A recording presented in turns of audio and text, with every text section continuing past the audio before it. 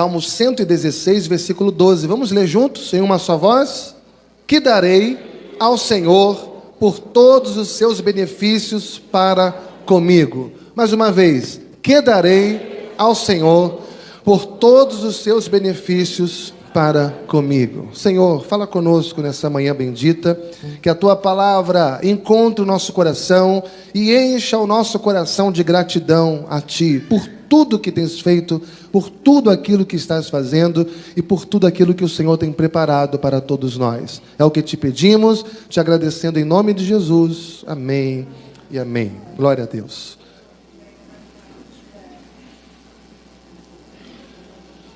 Todo dia deve ser um dia de gratidão. Todo dia deve ser um dia de ações de graças. Todo dia deve ser um dia em que nós devemos olhar para Deus e reconhecer que Deus, Ele é a fonte de tudo aquilo que nós somos.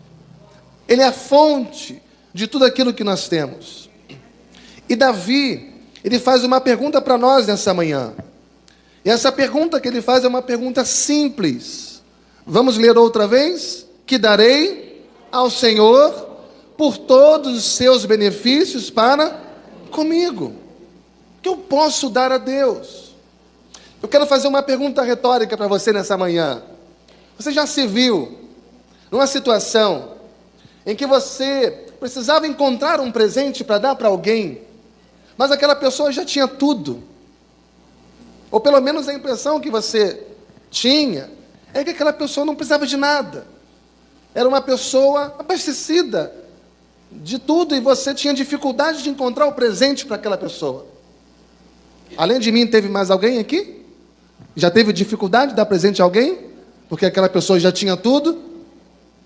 O que eu e você podemos dar a Deus? O que nós podemos dar a Deus nessa manhã? Por tudo aquilo que Ele tem feito por nós. Deus tem feito algumas coisas em sua vida, muitas coisas em sua vida. De que maneira você pode retribuí-lo? Qual tipo de presente estaria à altura de Deus para você dá-lo nessa manhã e que seria agradável a Ele? Essa é a pergunta que Davi faz. O que eu, como alvo da graça de Deus, alvo das bênçãos de Deus, eu como alvo dos benefícios de Deus, o que eu posso dar a Ele como sinal de gratidão, de reconhecimento, com o intuito de agradá-lo, com o intuito de reconhecê-lo? O contexto do Salmo é interessantíssimo porque essa pergunta, ela tem uma motivação. Essa pergunta tem uma motivação. Quando ele diz assim, que darei ao Senhor por todos os seus benefícios para comigo. Por que ele faz essa pergunta? Porque esta pergunta tem uma motivação. Veja no versículo 3, ele diz, laços de morte me cercaram, angústias do inferno se apoderaram de mim, caí em tribulação e tristeza. Observa que o que está acontecendo com ele é que era algo muito pesado, não é para qualquer um, era algo pesado demais. Ele fala de laços de morte. Ele fala de angústias, mas não qualquer angústia, angústia do inferno. Há um superlativo nas suas palavras, há uma intensidade, há uma necessidade de mostrar a gravidade daquilo que ele está passando. E ele diz, essas coisas se apoderaram de mim, e eu caí em tribulação, e fiquei profundamente triste. Olha o que ele diz no versículo 10. Eu criei, ainda que disse, estive sobremodo aflito. Veja que ele não esteve aflito, mas sobremodo aflito. Versículo 11, o texto diz, eu disse na minha perturbação. Olha só, irmãos, Davi teve laços de morte. Davi teve aqui angústias do inferno. Davi teve tribulação e tristeza. Ele teve aqui uma aflição grandiosa, ele teve perturbação. Mas no versículo 4, olha o que ele disse. Então, eu invoquei o nome do Senhor. Ó Senhor, livra-me a alma. Eu passei por tudo isso, mas eu invoquei o nome do Senhor. Senhor, livra a minha alma. Que coisa maravilhosa. No meio das suas angústias, das suas perturbações, dos seus laços de morte, das suas tristezas, das suas perturbações, o que esse homem faz? Ele invoca a Deus. Ele não murmura, ele não se afasta, ele não se esfria, ele não corrompe, ele invoca a Deus. E o que Deus fez por ele?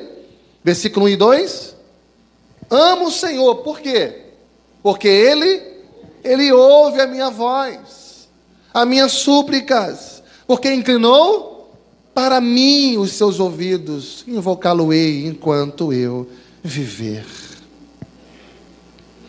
Quantas orações Deus respondeu a você nesse ano? Quantas vezes você orou e, numa certa altura, você viu a resposta de Deus para a sua vida, nesse ano de 2022? Situações que você viveu, dificuldades que você jamais gostaria de viver outra vez,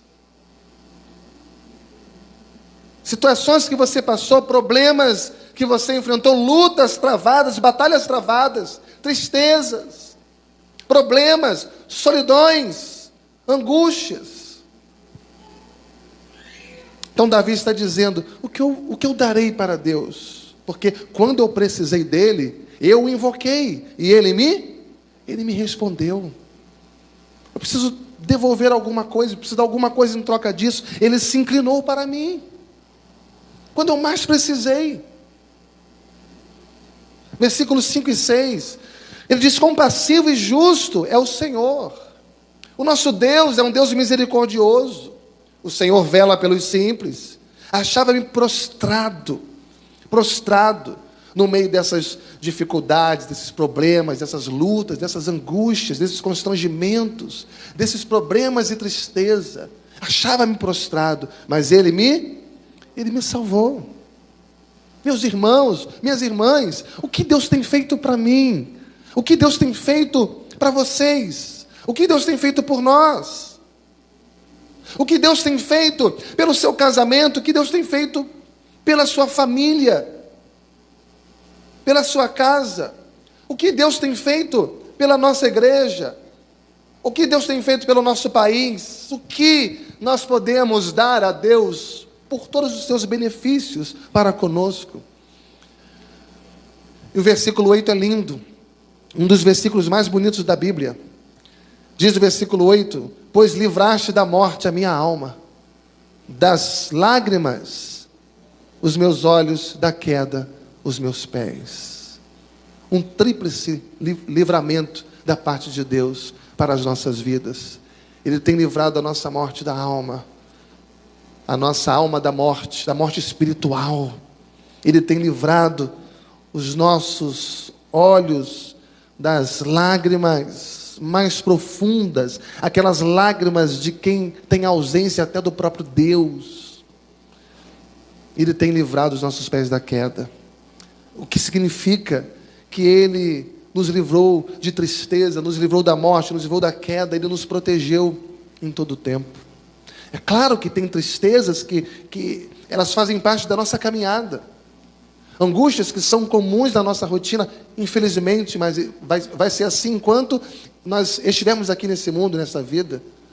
Mas eu digo das tristezas maiores, das angústias mais profundas, das quedas, tantas vezes irrecuperáveis. E nos livrou de todas essas coisas. Ou seja, nos livrou do maligno, nos livrou das garras de Satanás, nos livrou, nos guardou. E eu vou te dizer algo, irmãos. Se eu e você estamos aqui nesta manhã, é pela bondade de Deus. Se eu e você estamos aqui nesta manhã, é pela misericórdia de Deus, é pela graça de Deus que nós estamos aqui. Que darei ao Senhor nesta manhã?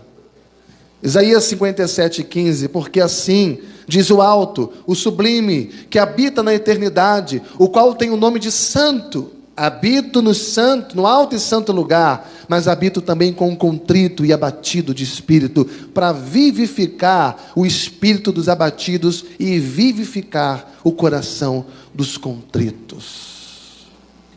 Deus é eterno, Ele é soberano, Ele é poderoso, Ele está acima de tudo, acima de todos, Ele é inalcançável, Ele está num trono de glória acima das nações. Todo o poder está em suas mãos, Ele controla o universo, Ele tem em suas mãos as rédeas da história, Ele está no controle de tudo. Mas ao mesmo tempo, Ele é compassivo. Ao mesmo tempo Ele vem, ao mesmo tempo Ele se despe da sua glória, e Ele se faz carne, e Ele habita em nosso meio, e Ele se identifica conosco. E Ele ama aquele que tem um coração quebrantado, aquele que tem um espírito contrito, e o trabalho dele é vivificar o nosso espírito, e vivificar o coração dos contritos. Louvado seja Deus! E esse trabalho é quebrantamento, esse trabalho é contrição de coração, isso é obra do Espírito Santo em nós. O que significa isso? Quebrantamento, um coração contrito, quebrantado, um espírito assim, Deus não desprezará. Eu não posso dar nada a Deus que o impressione. Eu não posso me reunir com vocês aqui nessa manhã e dizer para vocês: olha, vamos fazer algo aqui que impressione a Deus. Não, vamos cantar aqui. Bruno, faz para a gente aí, dá aí, o Mateus e Felipe, dá aí um acorde, uma harmonia, porque a gente vai atrair a presença de Deus nesse lugar agora, com esse som, com esse cântico, com essa música. Nós não programamos isso. Nada fabricado pelas mãos humanas é capaz de impressionar a Deus. Deus não se impressiona com nada. A única coisa que faz com que Deus se volte para mim e que faz com que eu agrade a Deus, e isso sim pode ser um presente que eu posso dar a Ele, é um coração quebrantado. É total dependência de Deus. É uma vida de obediência a Ele. É um esvaziamento de coração, irmãos, que a palavra de Deus vai chamar de pobreza de espírito. Bem-aventurados pobres de espírito. Pobre de espírito não é aquele irmãozinho que anda surrado porque não tem uma roupa melhor. Pobre de espírito não é aquele irmão que depende da contribuição de outras pessoas porque o que ele tem não é suficiente para ele. Não é. Pobre de espírito é aquele que reconhece a sua miséria, é aquele que reconhece que o seu coração é pobre sem a presença de Deus. Ele precisa da graça de Deus para enriquecê-lo na sua alma. Porque a maior riqueza na vida de um homem é ter a presença de Deus. Ele pode ter tudo, ganhar até o mundo, mas perder a sua alma, porque lhe falta o principal. Ele pode alcançar o topo da pirâmide social, mas estará faltando o principal, se ele não tiver a presença de Deus. Louvado seja Deus! Um coração quebrantado, uma total dependência de Deus, o esvaziamento, é o que chamamos de pobreza de espírito. É a certeza no coração de que nós não temos nada, nós não somos nada, e nós nem merecemos. Porque tem pessoas que batem no peito e falam: Senhor, mas eu sou teu filho, eu mereço isso, eu reivindico isso, eu tomo posse disso. Mas não, nosso direito é o de não ter direito algum. Eu não mereço nada, eu tenho, porque isso é graça. Nós temos graça e misericórdia. Misericórdia você merece, mas você não tem. Você merece o castigo, merece o inferno, mas Deus tira de você, você não tem. E graça, você não merece, mas você tem. Misericórdia você merece e não tem o que você precisava, o que você merecia. E graça você não merece, mas tem. Ou seja, Deus é tudo para nós. Deus é tudo para nós. Salmo 116 é o nosso texto, versículo 9. Andarei na presença do Senhor na terra dos viventes. Coração quebrantado e contrito, mas também andar na presença de Deus. Ou seja, não é um ato, não é o culto de domingo de manhã foi uma bênção, mas segunda é uma tragédia. Não, é você. Hoje você está aqui reunido, domingo, mas amanhã você não vai ter esse culto aqui, mas a sua vida será um culto para Deus. A sua vida é o altar da presença de Deus. Então aonde você pisa, aonde você vai, Você é um sacerdote do Deus vivo. Você foi comprado um alto preço para isso. Ele nos tornou sacerdotes de Deus, sacerdócio real. A minha vida é um culto para Deus, é uma adoração, é um altar de adoração a Deus todos os dias. Um dia, Deus chegou para Abraão e disse: Abraão, eu sou o El Shaddai, eu sou o Deus Todo-Poderoso, anda na minha presença. Anda. Está falando aqui de continuidade. O verbo está no presente contínuo. Anda na minha presença. Ser perfeito. Esse ser perfeito aqui, essa perfeição que a Bíblia espera de nós, não é que você nunca falhe, nunca erra, mas o perfeito de completo, é de pleno, é de preenchido, é de você ser intencional na sua busca, na sua preparação, na sua intimidade com Deus. O que é andar na presença do Senhor? Será que é só ir à igreja? Tem gente que vai à igreja dominicalmente, semanalmente, e quando encontra com um amigo numa certa altura, vai dizer o quê? Não, eu estou na presença do Senhor. Domingo foi um culto maravilhoso. Estou na presença do Senhor. Será que estar na presença do Senhor é só ir à igreja? O que é estar na presença do Senhor? É ter comunhão espiritual. É ter intimidade com Deus. Andar na presença do Senhor é viver uma vida de dependência dEle. É você depender dEle para tudo na vida.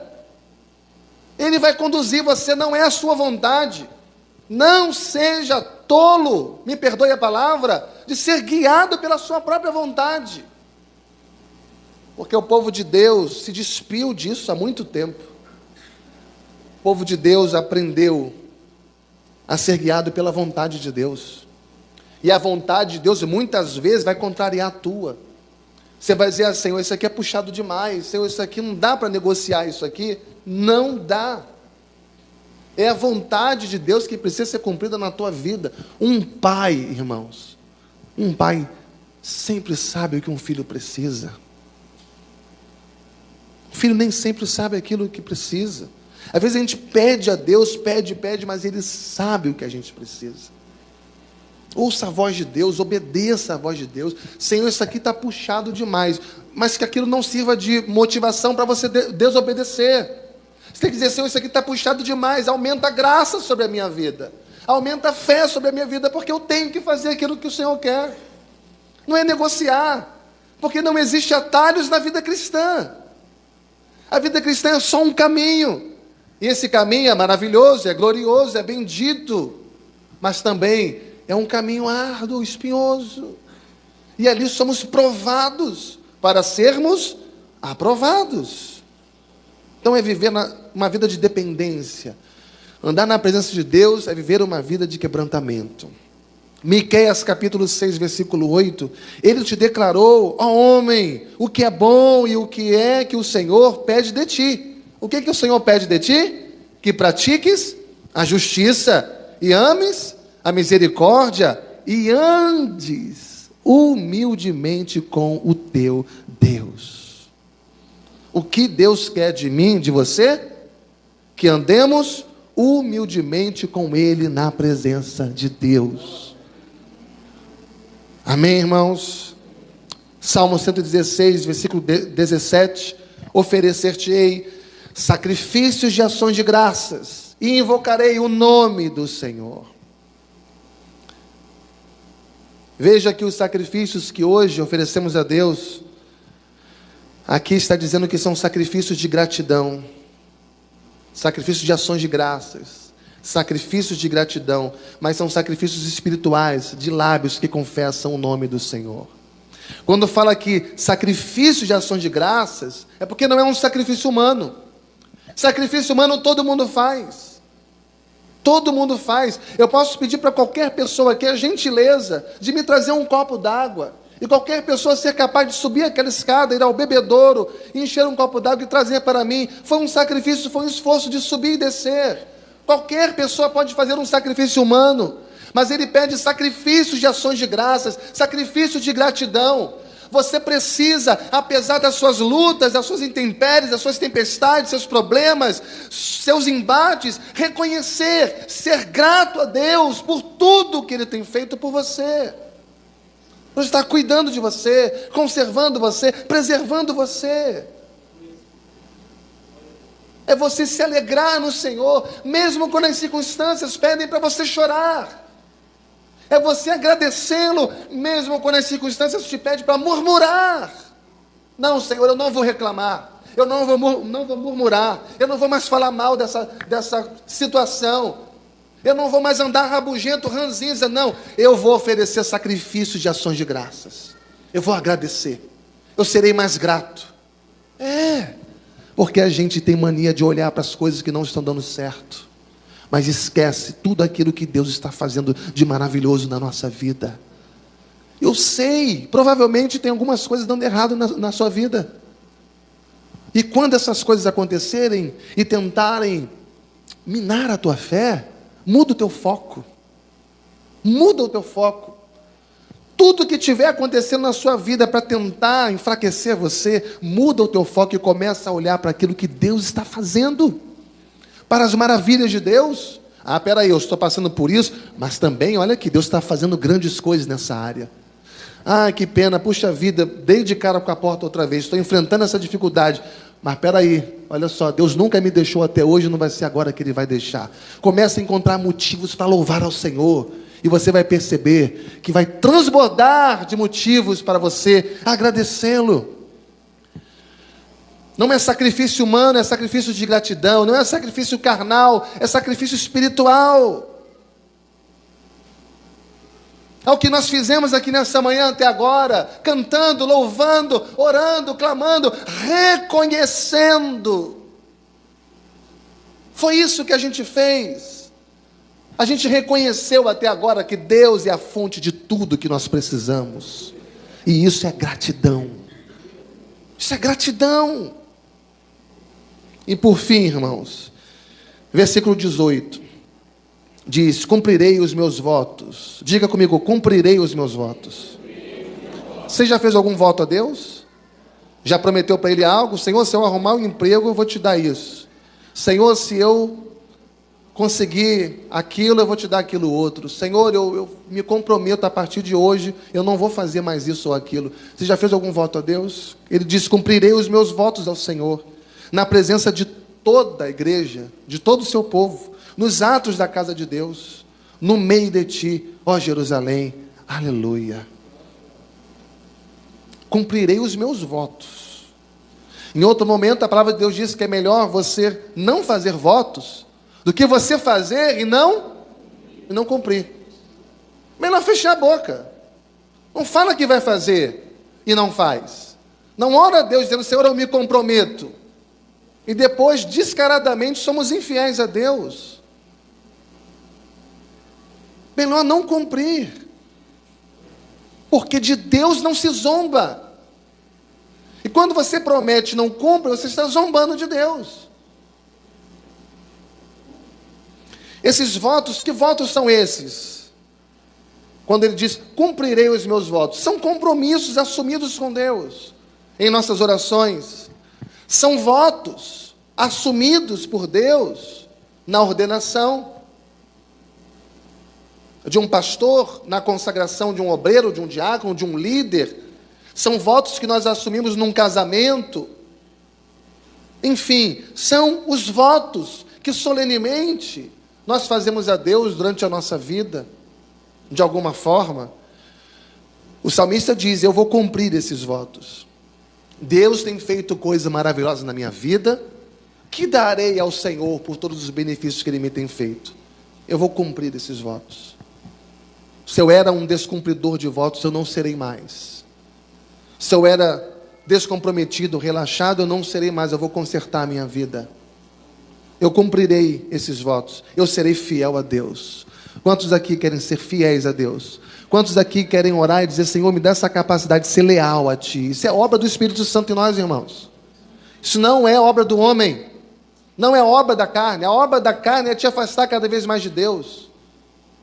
Se você tem feito muita vontade da tua carne, é porque você está vivendo uma vida afastada de Deus, mesmo estando na igreja. Uma vida de intimidade com Deus é uma vida dirigida por Deus. É uma vida de mortificação da carne e vivificação do Espírito.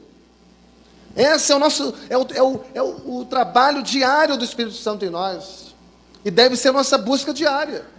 Senhor, mata a minha carne. Senhor, vivifica o meu espírito. Ele diz, eu vou cumprir esses votos. Eu serei fiel a Deus. Eu serei leal a Deus. E eu vou dizer a você, irmão, a única coisa que Deus requer de você, Deus não quer a sua bela voz, do que Deus mais quer de você não é o seu belo talento, seus belos dons. O que Deus mais quer de você, e Ele exige isso dos seus despenseiros, é que você seja encontrado fiel. Não adianta. Você vai gastar seu tempo com outras coisas. Você vai passar a sua vida inteira nadando e morrendo na beira da praia. Você não vai chegar a lugar nenhum. Não engane a si mesmo. Trabalhe, se esforce na sua vida para você ser fiel a Deus em tudo. Exerça a autodisciplina. Tudo começa com um passo. Você pode começar agora. Você precisa chegar no final da sua jornada e ouvir: servo bom e fiel, foste fiel no pouco, eu te colocarei no muito. Entra no gozo do teu Senhor. Mas já pensou? Você é um ativista religioso, você faz tudo na obra de Deus. Você é tudo para a obra, mas não é nada para Deus. E você faz aqui, faz ali, faz aqui, faz ali, faz aqui, faz ali. E no final você fala: Senhor, Senhor. Ele vai dizer: servo mau e infiel. Eu te coloquei valores nas suas mãos para você administrar. E você não multiplicou, você não fez render, você enterrou os talentos que eu te dei. Senhor, Senhor, mas em teu nome eu fiz isso. Eu abri a igreja, eu fechei a igreja, eu levantei minha mão, abaixei, eu dei o dízimo, eu cantei, eu toquei, eu recepcionei, eu lavei a igreja. Em teu nome eu fiz a caridade, em teu nome eu dei comida aos pobres, em teu nome eu evangelizei, em teu nome eu ganhei 1000 almas. E ele vai dizer: apartai-vos de mim, porque eu não te conheço. Porque não havia lealdade de coração. Porque não havia fidelidade no íntimo.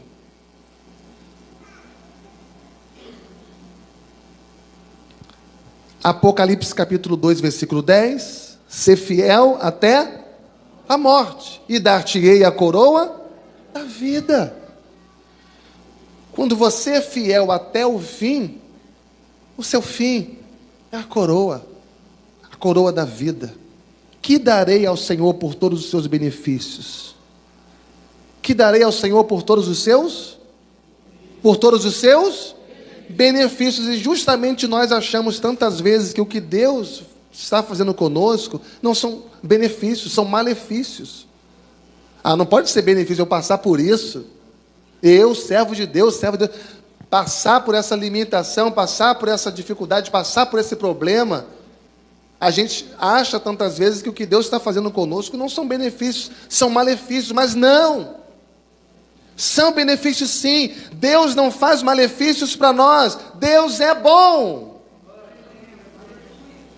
E a sua misericórdia dura para sempre. Jeremias 29:11. Eu é que sei que pensamentos tenho a vosso respeito. Pensamentos de paz e não de mal, para vos dar o fim que desejais. Amém, irmãos? Então que nessa manhã o nosso coração esteja quebrantado diante de Deus. E que venhamos sim agradecer a Deus por tudo o que Ele tem feito por nós.